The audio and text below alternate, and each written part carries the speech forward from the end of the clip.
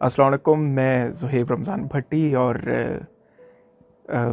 ज़िंदगी के बारे में यही है कि जब मैंने शुरुआत की तो एक छोटे से गांव से ताल्लुक़ रखने वाला एक लड़का, उसकी क्या ज़िंदगी होगी और उसकी सराउंडिंग्स में क्या होगा, क्या गाइडेंस होगी, कुछ भी नहीं।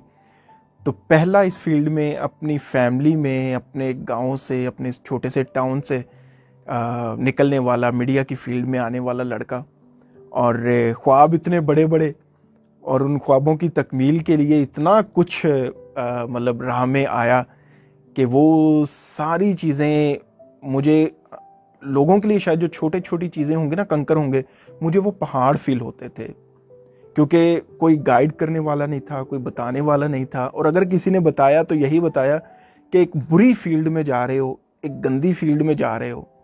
तो उन सारी चीज़ों से लड़ते लड़ते मैं इस तरफ आया। फिर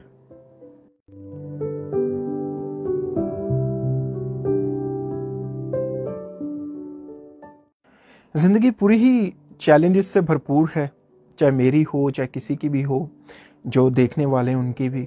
लेकिन यहाँ पे मुझे मैं खुशी होती है बताते हुए भी, और हमेशा मैं बात करता हूँ कि मुझे हमेशा अच्छे लोगों का साथ मिला, और वो अच्छे लोग अगर ज़िंदगी में ना होते तो ज़िंदगी और ज़्यादा कठिन और ख़राब हो जानी थी। इस फील्ड के बारे में जो पर्सपेक्टिव है लोगों का, वो आमतौर पे तो यही है कि जी वो आपको सीखने को नहीं मिलता, आपको बताते नहीं हैं। लेकिन ये मैं समझता हूँ कि अगर आप जज्बा रखें सीखने का, लगन हो, तो आपको जिस तरह से मुझे अच्छे साथी मिलते रहे, हर किसी को मिलेंगे, और ये ज़िंदगी भी बड़ी ना खुशनुमा और खुश रंग और बड़ी अच्छे तरीके से फिर गुजारी जा सकती है। और जिस फील्ड में आप हों, उन चैलेंजेस से भी बड़े अच्छे से तरीके से निकला जा सकता है कि अगर आप में विल पावर हो, निकलना चाहते हो। बहुत सारे मैंने दोस्त देखे हैं कि वो अगर किसी छोटी सी भी प्रॉब्लम में फंसते हैं तो उसको बड़ा समझ लेते हैं, पहाड़ समझ के उससे निकलते नहीं हैं। लेकिन अगर बड़ी मुसीबतों को भी आप छोटे से राई जितनी अहमियत देंगे तो हर पहाड़ आप अबूर कर लेंगे। तो इसी तरह से मैंने भी अपने चैलेंजेस को ओवरकम करता रहा हूँ, और इंशाल्लाह मैं जानता हूँ कि आगे भी मुश्किलात कोई बड़ी नहीं आएंगी, छोटी ही होंगी।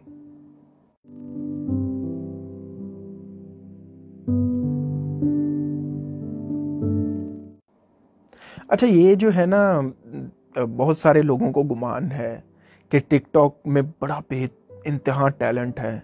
अब जब हम टिकटॉक की बात करते हैं तो फिर ऐसे सारे प्लेटफॉर्म आ जाते हैं। आपने एक चीज़ कभी नोट की होगी, हम हर रोज़ देखते हैं कि टिकटॉक कोई टैलेंट का नाम नहीं है, कोई टैलेंट एजेंसी नहीं है जिसमें आप टैलेंट को प्रमोट कर रहे हो।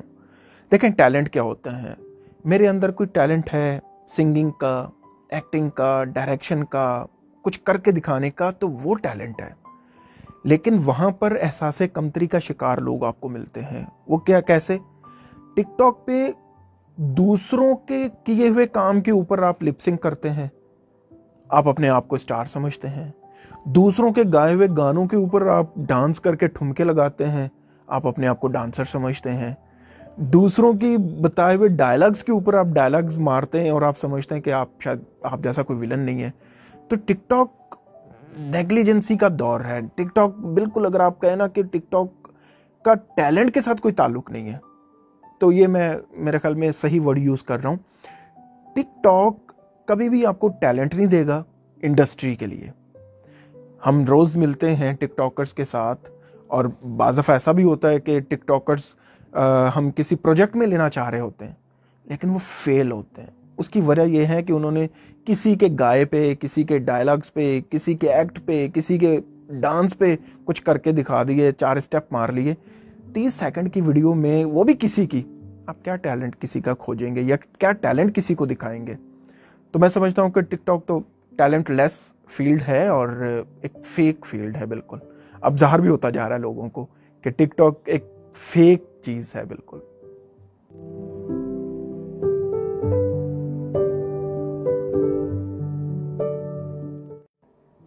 अच्छा, अगर आप मेरी ज़ात से पूछें तो मैंने तो क्लियरली कह दिया कि टिकटॉकर्स कोई टैलेंट नहीं रखते।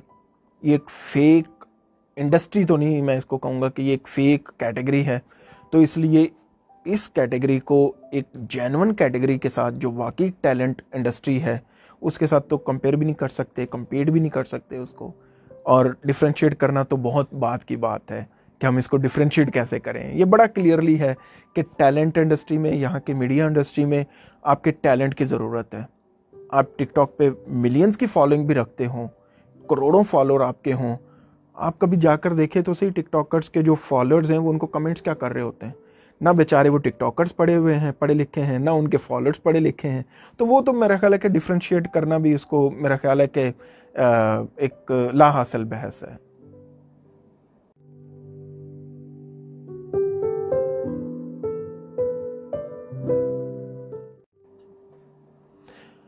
आज की जो इंडस्ट्री है ना वो बड़ी चेंज इंडस्ट्री है, जिसको हम ये इंडस्ट्री कहते हैं। ये अब फिल्म इंडस्ट्री है, ये थिएटर इंडस्ट्री है, ये डिजिटल का दौर है, ये टीवी इंडस्ट्री है, ये कंटेंट क्रिएशन का दौर है। तो इसमें तो बेपनाह टैलेंट, पहले एक चैनल हुआ करता था और चंद लोगों के पास काम हुआ करता था। अब तो इतने टैलेंट की खोज रहती है और इस फील्ड में इतने टैलेंट की रिक्वायरमेंट है कि आप जितने भी लोग हैं जो चाहे 100% टैलेंट ना भी रखते हो, 50% रखते हो, लेकिन अगर आप मोटिवेटेड हैं इस फील्ड में आने के लिए, तो मैं समझता हूँ कि आप अपने आप को बेहतर तरीके से इंगेज कर सकते हैं इस फील्ड में। पॉलिश बंदा वक्त के साथ होता है, प्रैक्टिकल और रिहर्सल्स आपको बेहतर बना देती हैं।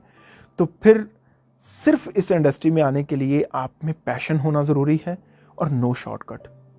आप आएँ, सीखें, देखें लोगों को करते हुए काम, तो आप इस इंडस्ट्री में, मैं समझता हूँ कि जो अब बहुत बड़ी एक ह्यूज टाइटैनिक बन चुकी है, इस इंडस्ट्री में अब बहुत सारे मौके हैं।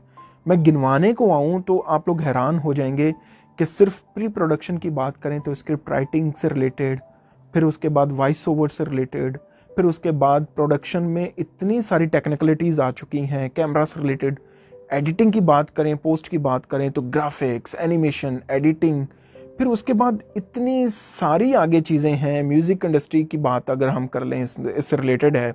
वॉइस ओवर्स के मैं पहले बता चुका हूँ, जिंगल्स, सॉन्ग्स, फिर सॉन्ग्स की इतनी वैरायटी। अब वो दौर नहीं रहा कि पहले एक दौर होता था कि क्लासिकल, अब पॉप की भी वही वैल्यू है, रॉक की भी वही वैल्यू है, अब फोक की भी वही वैल्यू है, सूफिज्म की बहुत वैल्यू है। स्क्रिप्ट की बात करें तो क्राइम सीन के ऊपर आप स्क्रिप्ट लिख सकते हैं। ड्रामा की बात करें तो 20 किस्म के ड्रामास बनते हैं। मतलब अब कमी नहीं है काम की, आपको सिर्फ आता हो, आप सिर्फ वेट कर सकें अपने सही टाइम का, तो मैं समझता हूं कि ये इंडस्ट्री आपको बहुत कुछ देने के लिए तैयार बैठी है।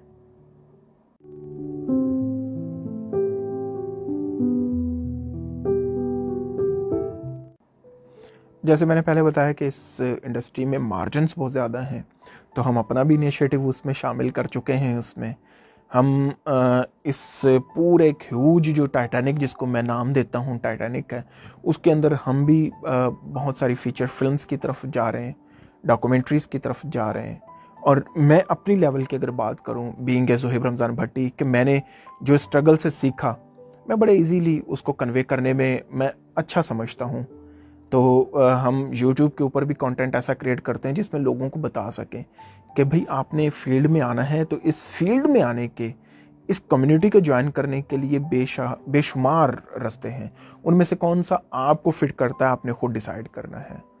तो वो हम उसमें बताते हैं और मुझे बड़ी खुशी होती है कि लोग इंगेज होते हैं, लोग इंगेज हो रहे हैं।